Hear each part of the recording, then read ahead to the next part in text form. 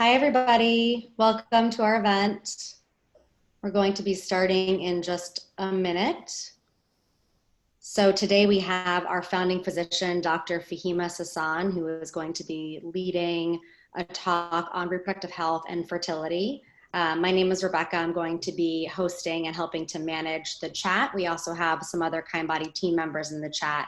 So we encourage you all to ask any questions you have throughout the event in the chat, and we will try to answer everything. And we'll also do a Q&A at the end. So we'll make sure to get any questions you have answered. So with that, I'm going to hand it over to Dr. Sasan. Hi, everyone. I'm Dr. Fahimeh Sasan. I'm a board-certified OBGYN and the founding physician of Kindbody. So excited to be here with you guys today. I am a people person at heart, so it pains me not to be able to see all your faces, but I am thrilled to be able to reach you. And I hope that over the course of the next hour, you find this talk informative. I hope it gives you something to think about. And please don't be afraid to ask questions through the chat, as well as at the end, we'll open up for some Q&A. And the more questions you ask, the more informative this can be. And I titled this, What I Wish Every OBGYN Would Tell You, because unfortunately, I feel like we as women feel like we're doing our due diligence by going to the OBGYN. And then when we go, we often don't get our questions answered.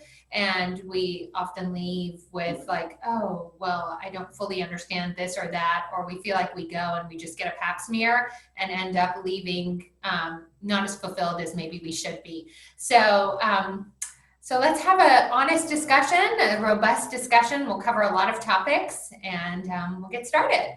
So meet Kindbody. So I'm the founding physician of Kindbody, and we built this company with a mission to really change the way that women's health is delivered and wanting to make reproductive health and fertility just more accessible to everyone. And not just accessible by having a place that you can go to, but accessible by being more informative. We're a team of women that want to provide care that we as women would want to receive ourselves. So, and that includes making the environment nicer. The people that you see in this picture are actually our providers. There are nurses, doctors, physician assistants, fertility specialists. And we just want you to know we're people just like you, and we've gone through some of the same questions and struggles that you might be experiencing, and we're all in this together. What do? We do the entire array of gynecologic services. So you can come to Kindbody just for your annual checkup, for a infection, for contraception, IUDs, so the entire gamut of gynecologic care, just like you hopefully have been going to, but we do that. We also do the full spectrum of fertility care, so you can come to Kindbody whether you're interested in egg freezing or you've had difficulty getting pregnant, you've had miscarriages, so the entire gamut of fertility care, which we'll talk a little bit more about during the course of this discussion. And then finally, we recognize that you can't just take care of a woman's uterus and ovaries and call it a day. So we also provide wellness, nutrition services. We understand sometimes couples in an effort to get pregnant might need donor eggs, donor sperm, or even a surrogate to achieve a pregnancy. So we help navigate all of that for you. And we also, very importantly, provide the entire array of LGBTQ services. So whether that's infertility preservation before going through a transition, or a same-sex couple who needs to achieve a pregnancy and needs help in navigating that. So we really do everything under the same roof, and one of our goals is to make this process as easy as possible. So we have so many avenues to help you navigate your health care.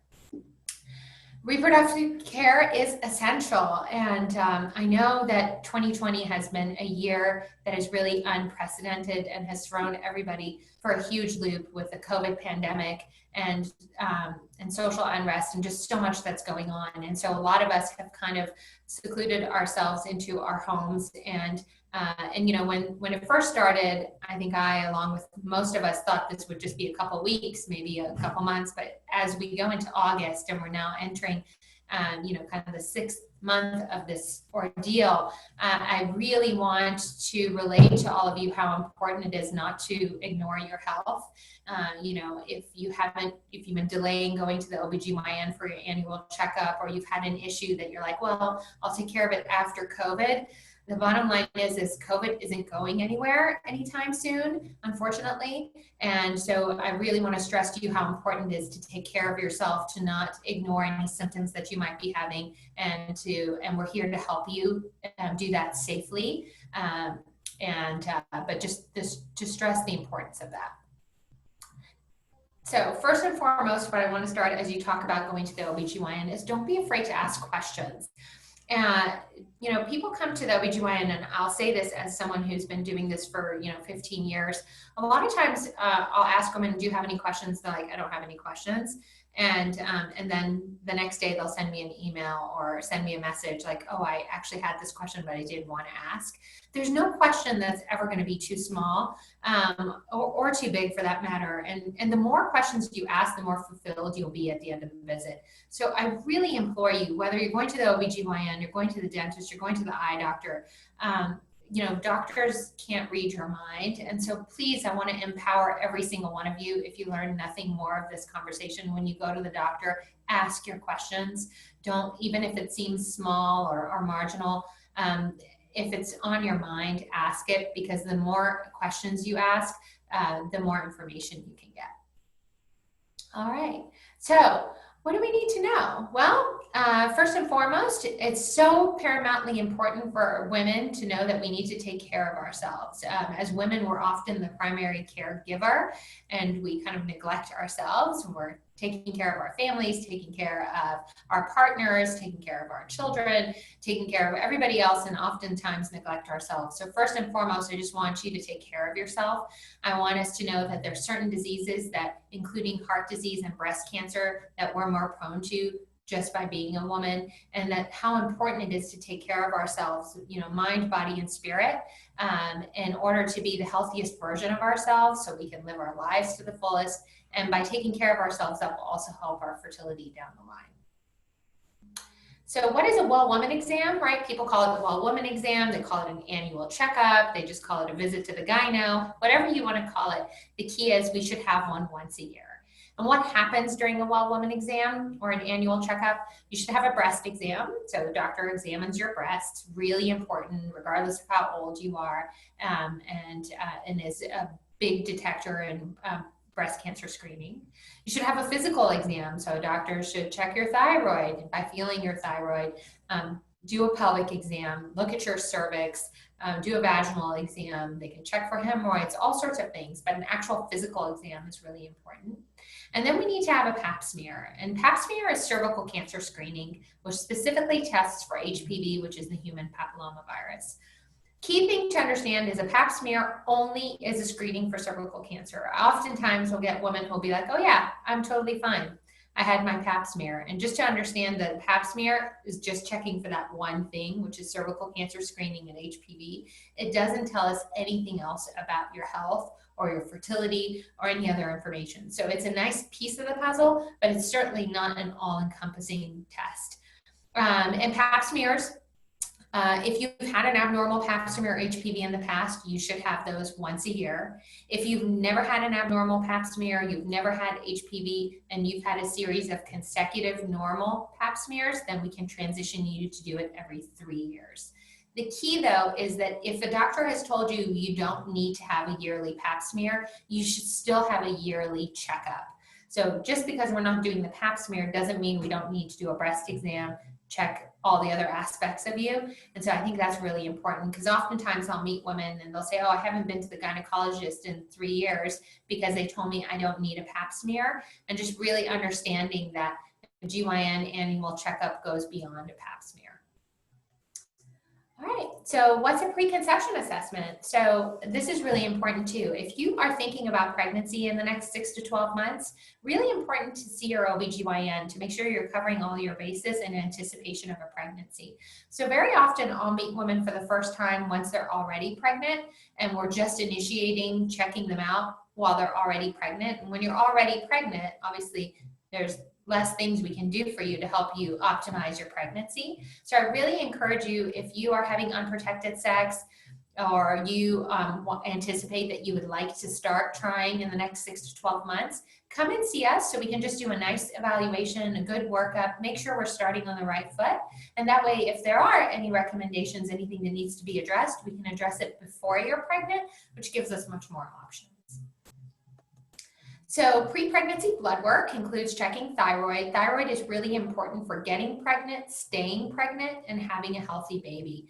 So dysfunctions in the thyroid, meaning especially if you're underactive, can actually cause mental retardation and birth defects in the baby. And so it's so important that all women get screened for thyroid disease before pregnancy. We also check for anemia. The reason why that's important is all pregnant women will become a little bit anemic during pregnancy. So we want to make sure we're starting at a good point so that as you have that natural anemia, your body can tolerate it. Vitamin D levels are really important for pregnancy as well as for our bone health. STD screening is important. Even if you're in a monogamous relationship, some STDs can be asymptomatic. So it's just good to start on a clean slate and make sure that those are good. And then immunity to rubella, chickenpox, which is varicella, measles is important. And the reason for that is as adults, we can lose immunity as we age. And so checking that immunity and getting vaccinated before pregnancy in the event that you've lost immunity is important. Knowing blood type is really important because some blood types can be incompatible with each other and require special treatment during pregnancy. So knowing your blood type and getting that tested before pregnancy is of paramount importance. And then finally, doing genetic carrier screening, which allows us to see if you and your partner are carriers for any of the same diseases. If a man and woman are both carriers for the same disease, then there's a chance of passing that disease on to your child. These are all things we can explore before you're pregnant so we can talk to you about the best ways to handle it. What factors impact fertility? So obviously, as I mentioned at the beginning of this talk, our fertility isn't just about our uterus and ovaries. Our diet and lifestyle, our family history, our mental health, all play a role in us being able to get pregnant and then have a successful, healthy pregnancy. And so it's so important to address all of them and not just be like, okay, well, I just want to get pregnant and only address that. And also the more of this you take care of before you get pregnant or in anticipation of a pregnancy, the healthier your whole fertility will end up being. And so I'll go over kind of each part of these over the next few slides. All right, so diet and lifestyle, most important thing, I can't stress this enough for any of you, even if you don't plan on having kids for another 10 years, is how important it is not to smoke cigarettes. Cigarette smoking has shown to decline male and female fertility, and then has so many impacts, of course, on heart disease and increased risks of breast cancer and then just the gimmies like lung cancer, but it also adversely affects our fertility and makes HPV infections worse, makes pap smears. If you have abnormal pap smears can actually make that infection worse. So it actually increases our risk of cervical cancer in women who have HPV. So if you needed another reason not to smoke, your fertility is impacted by it.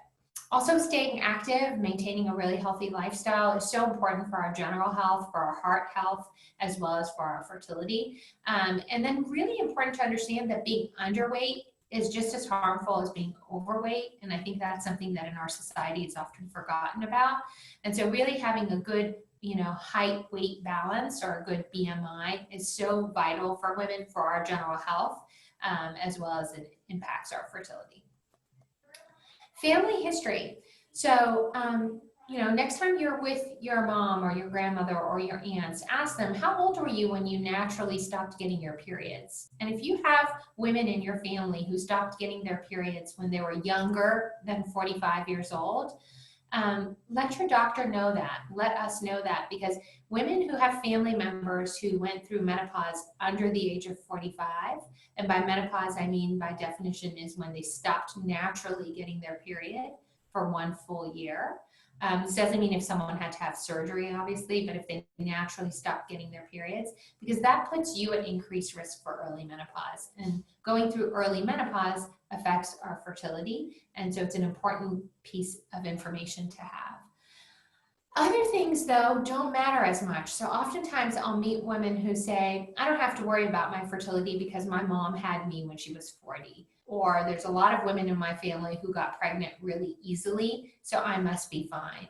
And while that's good news for your family members, it doesn't necessarily mean that you will be equally fertile. The key thing to understand is that there are parts of our family history that are vitally important, but just because your family had an easy time getting pregnant or some women in your family got pregnant later in life doesn't necessarily mean that'll be the case for you. So we do need to look at you as an individual as it relates to that.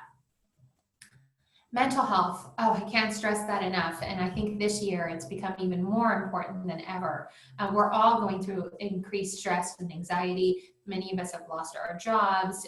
People are going through economic hardships. A lot of us are displaced. You know, we're not doing our normal activities. And so our mental health this year, I think, is being strained more than ever. But add to it just the normal stresses of just functioning in society. And then underlying anxiety or depression that many of us may have.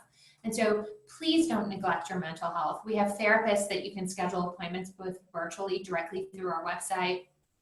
And whether it's, you know, and I stress to women to not wait till you know, are clinically depressed or have a full-blown anxiety attack to seek mental health, but be willing to talk about things that are concerning you, or if you're anxious about your fertility, or you're anxious about your relationship, or you're anxious about your general health. These are all things that can be really helpful to discuss with a provider and a therapist, and see if there's certain things you can do to help relieve some of that anxiety and stress. And all of this directly impacts our fertility because our emotional health obviously directly impacts every aspect of how our body functions. And so I can't stress that enough, and especially this year more than ever. All right, so we'll kind of switch topics a little bit and talk about heart disease. So unfortunately, heart disease is the leading cause of death for women in the United States. And it's a statistic that a lot of people aren't aware of, but 1 in every 5 female deaths, so 1 out of every 5 women who die have some link to heart disease. That's a really sad statistic, especially considering we live in a modern society where there's so much access to healthcare. And so things that are really important is knowing your blood pressure, right? And it's, many of you might be like, gosh, I can't even remember the last time I checked my blood pressure, right? So knowing your blood pressure, and if it's elevated, taking measures to improve it, high cholesterol, diabetes screening, not smoking cigarettes, the risks of obesity and being overweight, excessive alcohol drinking. And I think 2020 is a time where a lot of people have been drinking more alcohol than they used to address some of the stresses we just talked about. But excessive alcohol drinking is directly linked to heart disease. And then physical inactivity, right? All our gyms are closed. You know, people call it the COVID-15. And there's so many of us who maybe aren't just living our normal lifestyles, and as a result are increasing our risk factors. But all of these that are listed here are things that we should pay attention to. Even if you only have one of the risk factors, it's really important to address those, because 1 out of 5 is a big number, and it's something that we can change just by making some simple lifestyle modifications. Seeing the doctor, addressing the need can help you live longer and healthier. Breast cancer. So another, you know, unfortunate statistic: 1 out of 8 women in the United States develop breast cancer at some point in their life. That's, you know, that's a large number, and it doesn't always have to do with a family history. So it's really important to take that seriously, to go to the doctor once a year and have your breast exam. You know, don't wait and say, oh, I'll get it done next year. So just that clinical breast exam alone can be a really valuable tool. And then there's risk factors, right? So there's some risk factors that we can't change, right? Like you can't change that you're getting older. You can't change your reproductive history, how many kids you've had, which I'll talk about in a moment. We can't particularly change that we have big breasts or small breasts. We can't change our family or genetic history. But there are factors that we can change. So, you know, again, being not physically active increases our risk of breast cancer. Being overweight increases our risk of breast cancer. drinking alcohol in excess increases our risk of breast cancer. I hope you're seeing some parallels between risks for breast cancer and risks for heart disease, because they really do go hand in hand. So by making these simple modifications in our lifestyle, these are factors that we can change. We could actually help reduce our risk of both breast and heart disease, breast cancer and heart disease. So what are the factors that you cannot change? Our age. So we know that our risk for breast cancer increases with age. That's why the recommendation is to start annual mammograms for breast cancer screening at the age of 40. We know that women who have never had children or who have start their periods early, and by early I'm talking about less than the age of 10, have higher risk of breast cancer. We know women who have larger breasts or more dense breasts have higher risk of breast cancer. Family history is really important. So if you know that you have relatives, your mom, grandma, aunts, cousins who had breast cancer, especially if you have more than one person who has a history of breast cancer, to take that seriously and bring it to the attention of your doctor. And then there's genetic mutations that we can pass on. So these are all factors that are really important to be aware of. And if you're not sure of your family history, next time you're together with your family, have this really valuable conversation. The factors that we can change, we just talked about being active, right? If you are menopausal, continuing to watch your weight. I know that as we get older, it gets so difficult to maintain a good weight because our metabolism slows down, but staying active, reducing caloric intake can be really helpful. And then reproductive choices. So having a first pregnancy after the age of 30 increases our risk of breast cancer. Not breastfeeding increases our risk of breast cancer. And then excessive alcohol intake is directly related. So these are factors that we can affect and change. All right. Now let's talk about fertility, right? Why does fertility matter? Why is it important? I think the most important factor about fertility, especially when it comes to women, men too, is that we spend our entire lives desperately trying to not get pregnant. Right? And so when the time finally comes, we're like, okay, I'm ready to have a baby. Most of us don't really know where to begin. And it's no fault of our own, but if you think about our education, sex ed is completely focused on avoiding pregnancy and avoiding STDs. And then even if someone is a physician, I would argue, unless you're actually an OBGYN, we know very little about our fertility.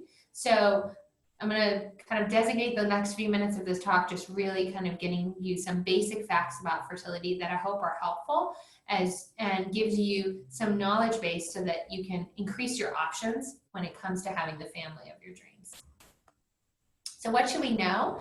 When it comes to our reproductive health, the most important thing is our age. And the reason for that is as women, we're born with all the eggs we'll ever have. And so I know that some of us are like, oh, I don't look my age. I take really good care of myself. I manage my stress. I'm a perfect weight. I'm doing all the things that Dr. Sasan just told me I should do. But the most important factor is our age. And so we can't neglect that or ignore that, even if we feel like we're so young at heart. So let's start at the beginning. And why is this important? Because as women, we're born with all the eggs we'll ever have. So at birth, we have about 2 million eggs.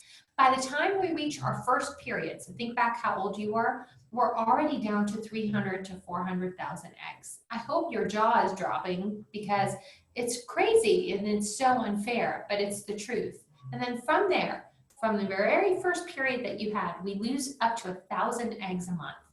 So with time, as we get older, all women are going to reach a point where we have 0 eggs. And it's so important for us to be aware of these facts.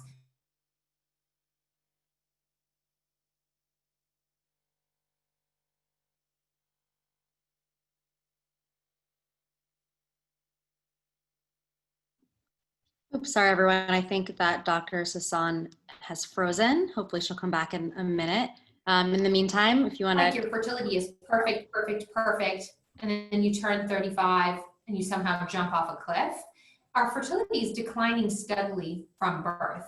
But our studies do show that by the time women reach 35, that our egg quality, meaning the genetic DNA of our eggs, has declined. And by the age of 35, just by the pure math that we're losing up to 1,000 eggs a month, a large percentage of women will have a low egg count. But the take-home message, the key is that while this might be a general rule, there are women who are the exception to this, right? So 1 out of 10 women under the age of 35 will have unexplained premature low fertility.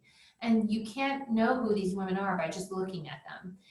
So there are some women who at 30 may have fertility issues, and conversely, there might be some women who at 40 get pregnant easily. So you can't just assume that your age means you're fertile or your age means you're infertile. The key is we've got to know the facts. We've got to take the layers of the onion, right, to find out our individual medical knowledge so that we can actually make the right choices.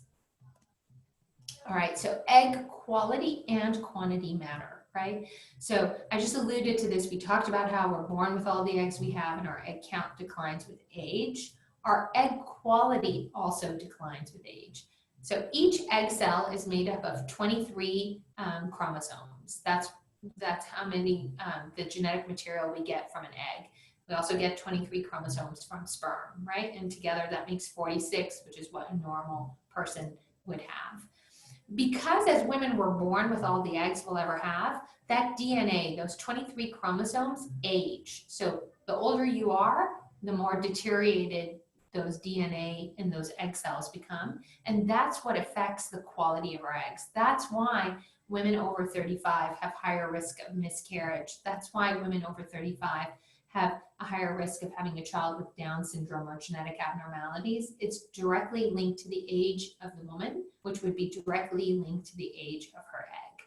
And so it's really important to understand that, so that if you're planning on having one or all of your children over the age of 35, then we need to think of ways that we can be preventative. So what's the reality? What's the take-home message? You're never too young or too old to learn more about your own personal facts. What is your personal fertility? Not what are you guessing based on your mom's history, but what is your truth, right? Are you still fertile? If you are fertile, how fertile are you? Are you not fertile? Why are you not fertile? How much time do you have left to have all the kids you want to have? And how can you be proactive to ensure that you live your life to the fullest, you wait to meet that perfect partner, you do everything that you want to perfection in your life, and you have the child or family of your dreams. And these are ways where we can be proactive, and this is something I'm really passionate about. And one of my core missions at Kindbody is giving women an opportunity to be proactive about their fertility and not just crossing our fingers and hoping for the best, but actually doing some things to be preventative. So let's go to some basics. When are we most fertile, right? So this is in this example of May 2020, this woman had her first day of her period, where the red dot is, on Friday, May 1st, right? And we have to assume that this woman, in this example, has regular menstrual cycles. That's key. You can only predict fertile windows and when a person is most fertile in a woman who actually has regular menstrual cycles. If your cycles are erratic, sometimes you get them 28 days, sometimes it's 40 days, sometimes you skip a month, we can't make any predictive algorithms based on someone whose periods are irregular. So if your periods are regular, you can use this to know when you're most fertile. So if your periods are regular, and in this example, you got the first day of your period was Friday, May 1st, where that red dot is, then this person would be most fertile between May 10th and 14th, where the 14th represents the day she ovulates, okay? And that's it. So we're only fertile for about 5 days, 72 hours a month. The rest of the time, we're actually not fertile. And so understanding that can help us in 2 ways. One, if you have very regular cycles, you could actually avoid sex during those days if you're trying to prevent pregnancy, which is called the rhythm method. And if you are super regular and you do want to be pregnant, you could have more sex during this fertile window to improve your chances of achieving a pregnancy. And why is it 5 days? The reason is that even if you had sex on May 10th, the sperm stays in your system for up to 5 days, so that if you had sex on the 10th, you could get pregnant with your ovulation on the 14th. So it's kind of a cool fun fact that sperm can actually stay in our pelvic system for up to 5 days after the actual intercourse occurred. So how does ovulation work? Well, every month our body takes one egg to fully mature, and that one fully mature egg is the only egg that has the capability of becoming a baby, right? So, and that's it. So we lose up to 1,000 eggs a month, but it's only one egg that reaches full maturity that has the capability of becoming a baby. And that's the egg that can be fertilized with sperm, okay? And how does ovulation occur? Ovulation occurs by a hormonal signal sent from our brain that talks to our ovaries that triggers one egg to fully mature. And that in a person with a regular menstrual cycle occurs in a predictable fashion, typically around the 10th to 14th day of her cycle. So at the end of the day, there's no magic formula, and everybody is different. That's the take-home message. So the only way to really know what is my fertility, why is it that I haven't gotten pregnant, what can I do to maximize my chances of getting pregnant in the future, what do my ovaries look like, what's my uterine health, all of those things. The only way to truly know is to actually come and have an assessment and see, because it's not something that you can just assume by going over someone's medical history. It's not something you can assume just because you live a really healthy lifestyle. Because the truth of the matter is that one out of 10 women will have declined or diminished ovarian reserve or egg count and never even know it.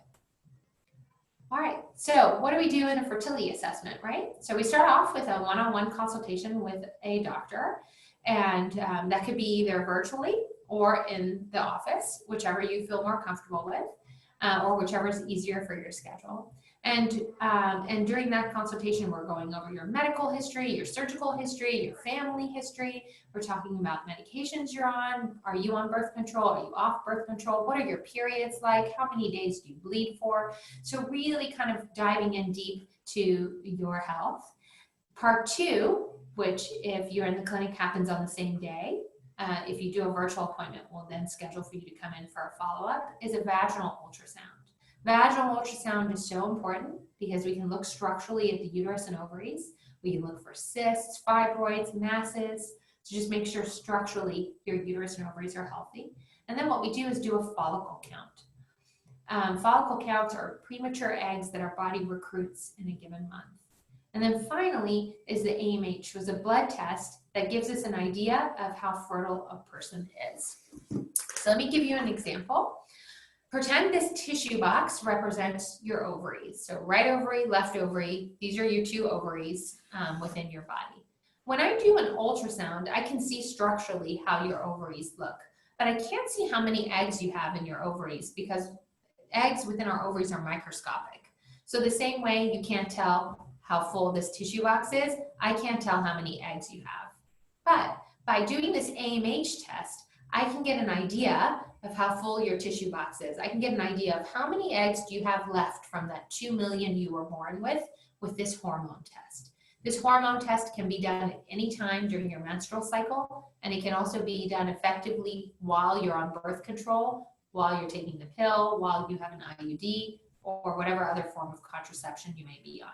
So the AMH gives us an idea of your overall egg count. Then each month, your body recruits a group of eggs, right, to start growing and maturing. This group of eggs that have grown and matured, because they've grown, are now visible on that ultrasound or sonogram.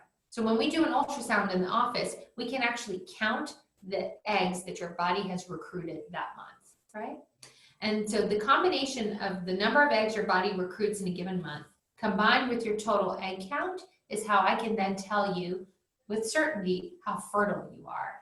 And that becomes really valuable as not only for you to know at that moment in time, but then you can extrapolate for your future because you'll know where you're starting from. So then what do you do with this information? So you did your fertility assessment, you found out what your egg count is, then we can explore your options. So depending on where you are in your life and what your dreams and aspirations are, we can talk to you about egg freezing as a way to preserve your fertility. Maybe you already have a partner and you and your partner want to maximize your chances of having either a large family or to have a family in the future. We can talk about embryo freezing. And then finally, maybe you've been struggling to get pregnant or we find out that you do have a low egg count and you're not going to get pregnant easily naturally, then we can talk about fertility treatments. And the take-home message with fertility treatments is to understand that not everyone needs IVF in order to get pregnant, right? So there's this misconception that if you can't get pregnant naturally, then you must have IVF. And what I want you guys to know is there's a lot of less invasive intermediary steps before we reach IVF. So it might just be that you and your partner are missing your fertile window, and we just need to help you time your intercourse better. Sometimes we just need to introduce sperm into the uterus. So if you're a same-sex couple, then that with a sperm donor, we can achieve a pregnancy there. Or maybe it's that we have a lower sperm count, or you have an ovulation issue, then intrauterine insemination can help achieve a pregnancy. And so the important thing that we want to do with you at Kindbody when we talk about fertility treatments is to really explore all the options, give you the risks and benefits of each fertility option, and then figure out together what's the best option for you, what's going to meet your expectations, and what's your timeline like, so that we can pick together, kind of as partners in crime, what's going to work best for you. So who should consider egg freezing, right? So I always like to give this homework to my patients before they come and see me. These are just 4 basic questions. If you happen to have a partner, I encourage you to ask these 4 questions to yourself before you discuss it with your partner. So number 1 is really easy. How old are you? Number 2, how many kids are in your ideal family? And be honest, maybe that number is 0, but maybe that number is 3 or 4. So whatever it is, just be honest and say, I would ideally like to have this many kids. And then number 3 is, how old will you realistically be when you have your first child? And when you think about this, take into consideration how old you are now and your finances, your career aspirations, maybe the fact that you're waiting to meet a partner or the right partner, maybe your finances play a role. So whatever it is, take into consideration all of these things as you think about realistically, how old will I be when I have my first child? And then just as important, and maybe even more important, is how old will you realistically be when you have your last child, if you want to have more than one? And it's that second kid we often forget about, or third kid we forget about. And the reason why it's important is pregnancy itself is almost a year. It's 10 months, 40 weeks. And the medical recommendation is to wait 1 year from the birth of a child to the start of the next pregnancy.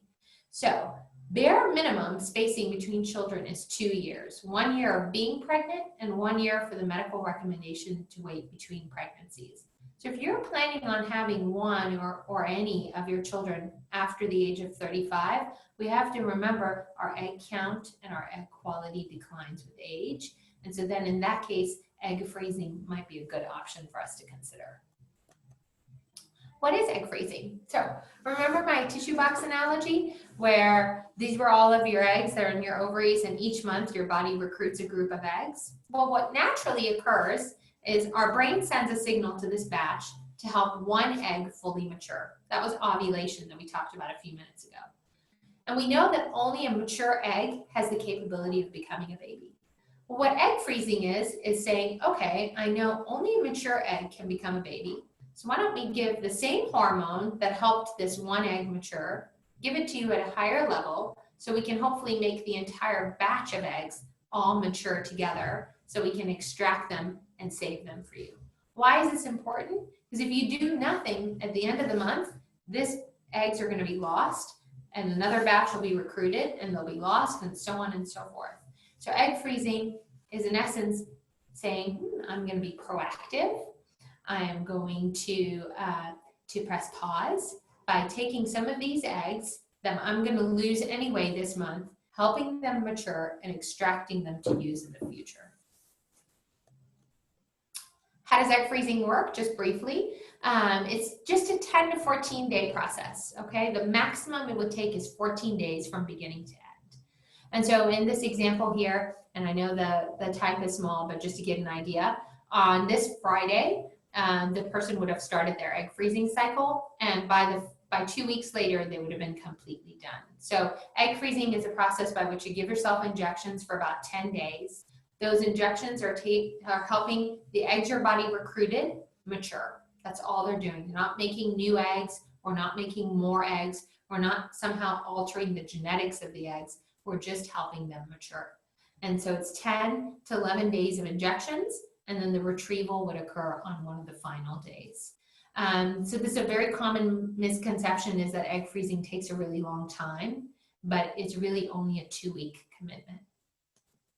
And how does the retrieval work? How do you actually get the eggs out of your body? So we monitor you to make sure the eggs are mature. Once we confirm the eggs are mature, we extract them through a 10 to 15 minute procedure. It's done under a light anesthetic or sedation. So not like a tube down your throat, major surgery, but just like a twilight sleep. And we extract the eggs through a very small needle through the vagina. So there's no cuts, there's no incisions.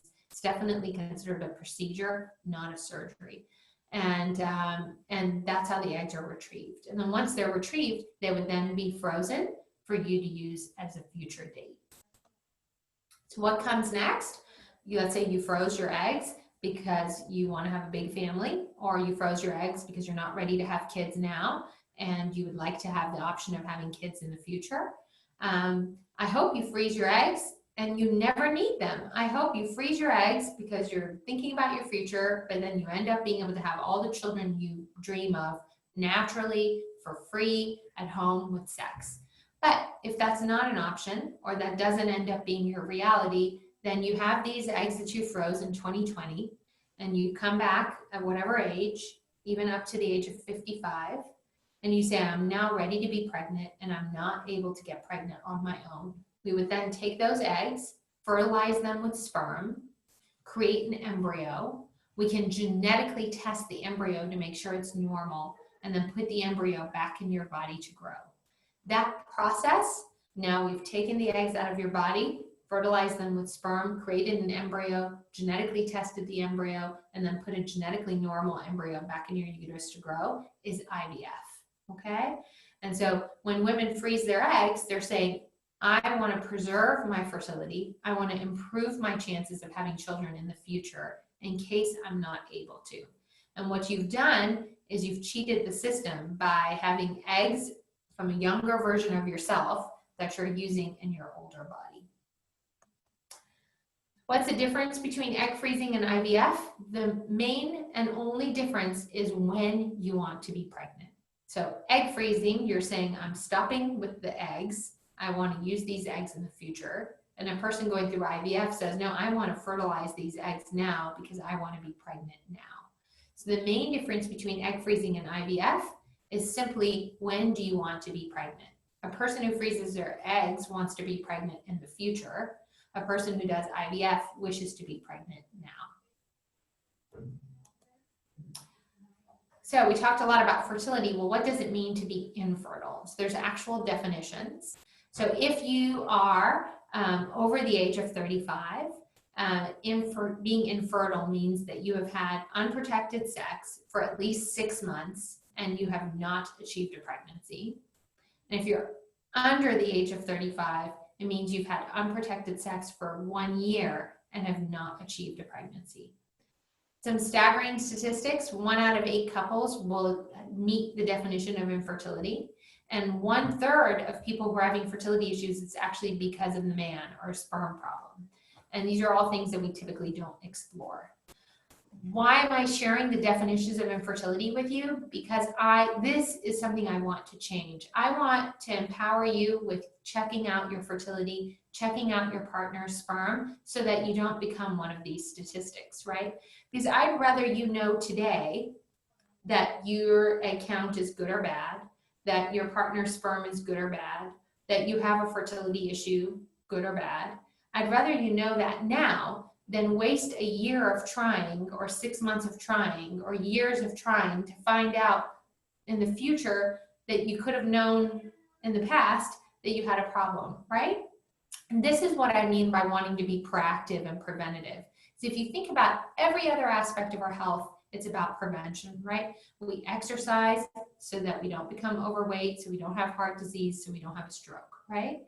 So In this analogy of fertility, it's almost like we're waiting for someone to have a heart attack before we tell them that they should make some lifestyle modifications, right? And so that's what I want to change. I want each and every one of you to find out if you have a problem before you actually have a problem. Because the sooner we find out there's an issue, the more options we're going to have to be able to fix it.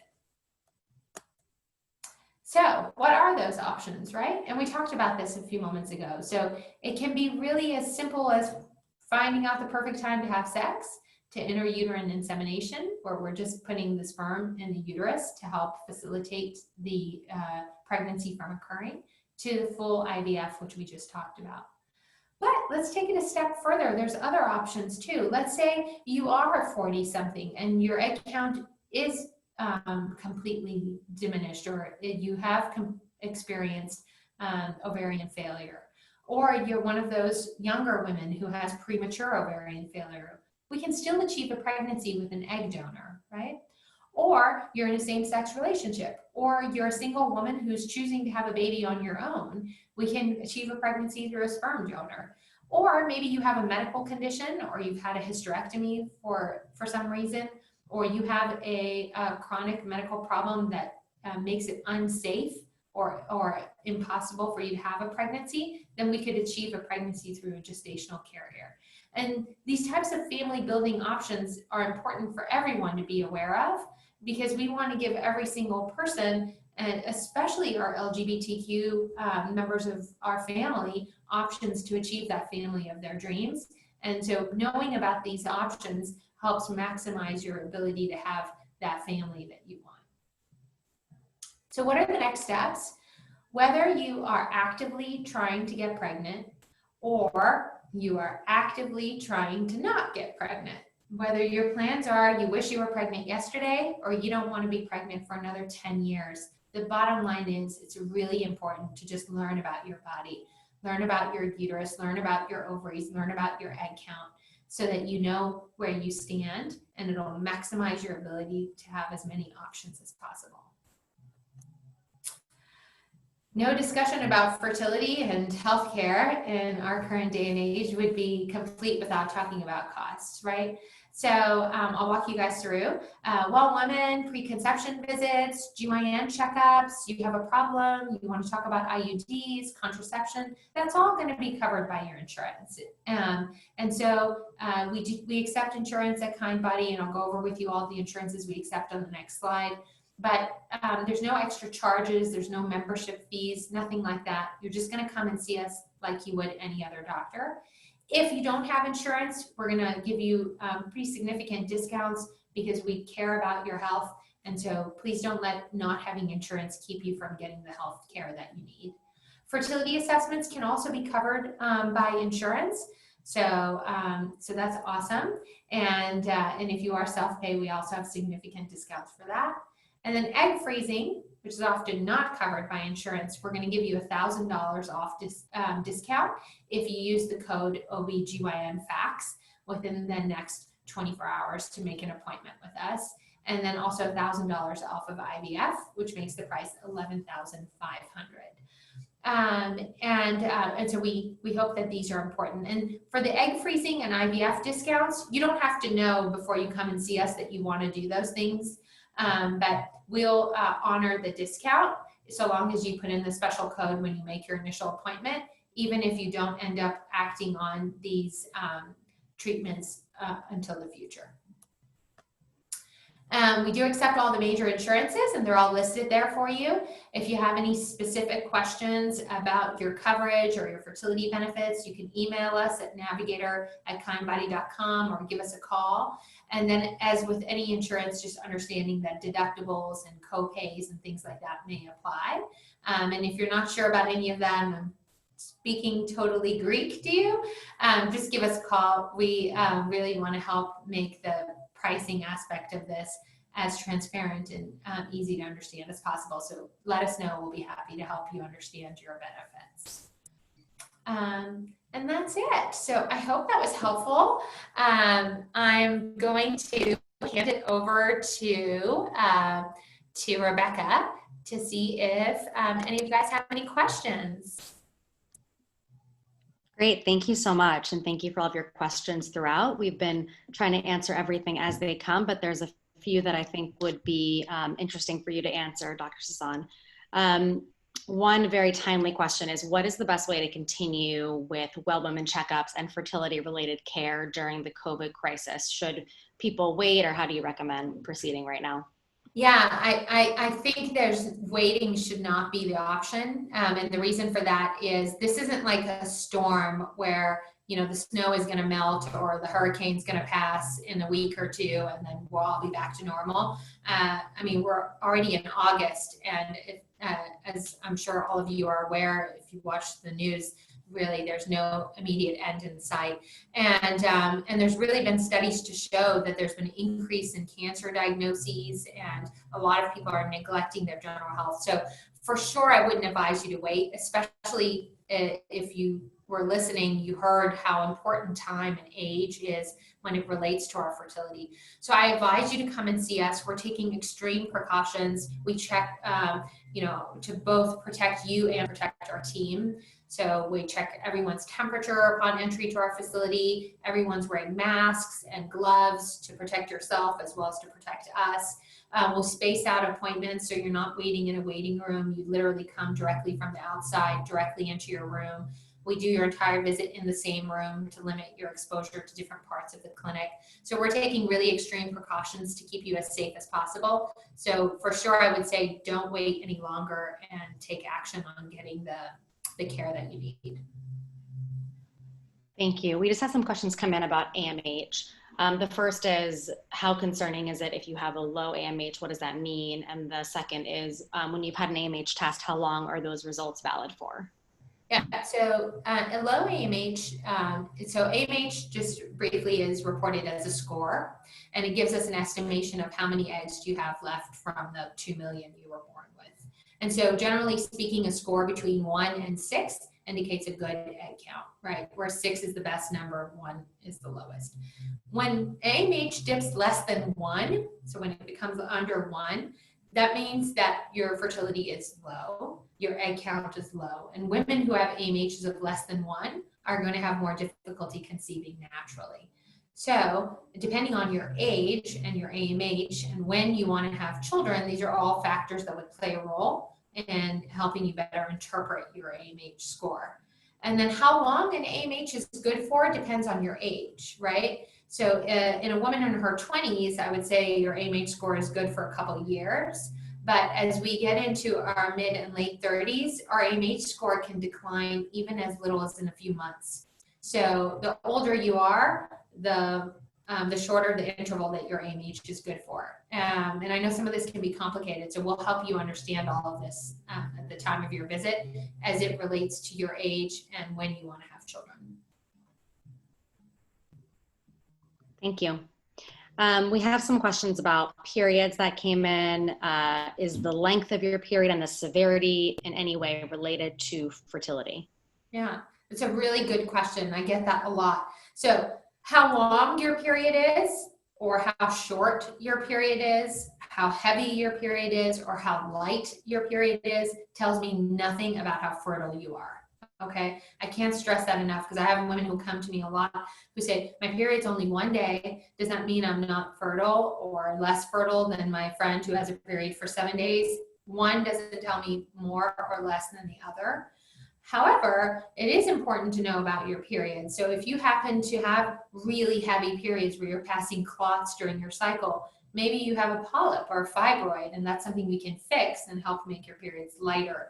So your period does tell me potentially about the structure of your uterus, but it doesn't tell me anything about your egg count or your fertility.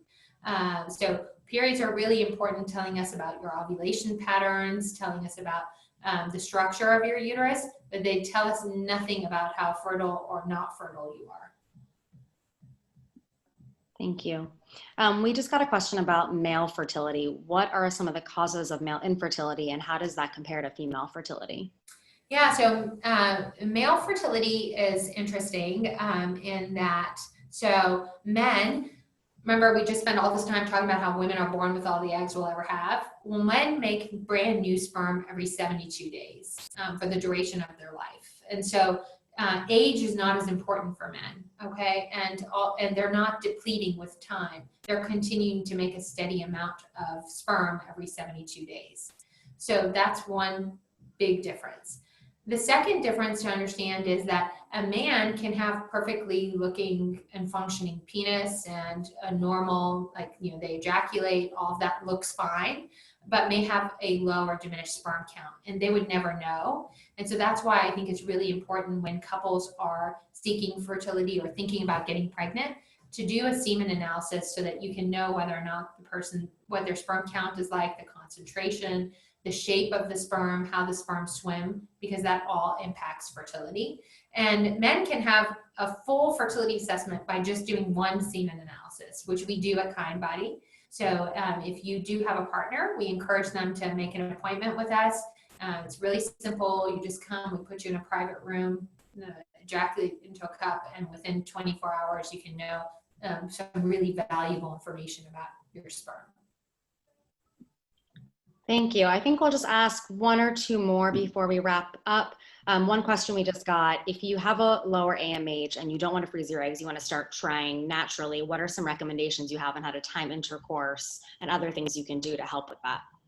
Sure. So if you know that your AMH is low, that's going to be a real important thing to talk more about on a one-by-one cases, because depending on your age and how low your AMH is, and then just as important, what's your follicle count, remember the ultrasound information, we're going to give you different types of guidance, because if someone's AMH level is really low and they're older, we really want to be respectful of time and maybe go ahead and step up and do an intrauterine insemination if you're not interested in IVF. So I think that's something that would be really important to have a one-on-one discussion about and not to generalize. And also because the follicle count that we find on ultrasound, we need to combine that with the AMH score and the person's age to fully be able to interpret that information. Thank you. Okay, one last question. You talked about this already, but if you're in your early 30s, are there any assumptions that you can make about your fertility, or are there certain benchmarks that you would say just at this point you should really start to think about it? Yeah, I wish there was, but my take home, and I mentioned this, is you're never too young or too old to learn more about your fertility. And unfortunately, are there 30-year-olds? Unfortunately, I've even met 20-something-year-olds who have unexplained premature infertility, or they find out that they're a genetic carrier for something that causes premature menopause. And those are all things that no one would have symptoms for. And then on the flip side, I meet sometimes women who are 40 and they thought they'd never be able to have kids, and we find out they're fertile, and they now opens up a whole new window of possibilities. So I wouldn't just assume, regardless of how old you are. And these are just really simple things. It's just one quick doctor's visit, and you can learn such valuable information. So I would really advise everyone, regardless of how old you are, not to just assume that you're fine or not fine based on your age. You know, are most 20-something-year-olds and early 30-year-olds fertile? Yes, there are. But 20% of women under 35 have poor fertility. 20% to me seems like a pretty high number. So that's why I just don't take it for granted that your fertility is good because you're young. It's worth this one visit to check and make sure everything is fine. Thank you. Okay, to stay within the hour, we're going to wrap. There was a question about the promotional slide. We're actually going to send out an email follow-up with all of the details with the code and everything. So you'll get that shortly. And if you have any questions that weren't answered, you can always email us at navigator@kindbody.com. Thank you all for joining. And Dr. Sasan, if there's any final words. Yeah. No, I hope you guys found this informative. Please reach out to us if you have any questions. You can go to kindbody.com right now and make an appointment directly through our portal. You don't have to make any annoying phone calls. And then just enter OBGYN fax in the promo code and you'll get all the discounts. We hope to see you guys soon, whether you're in the East Coast or West Coast. And be well, stay safe, and enjoy the summer.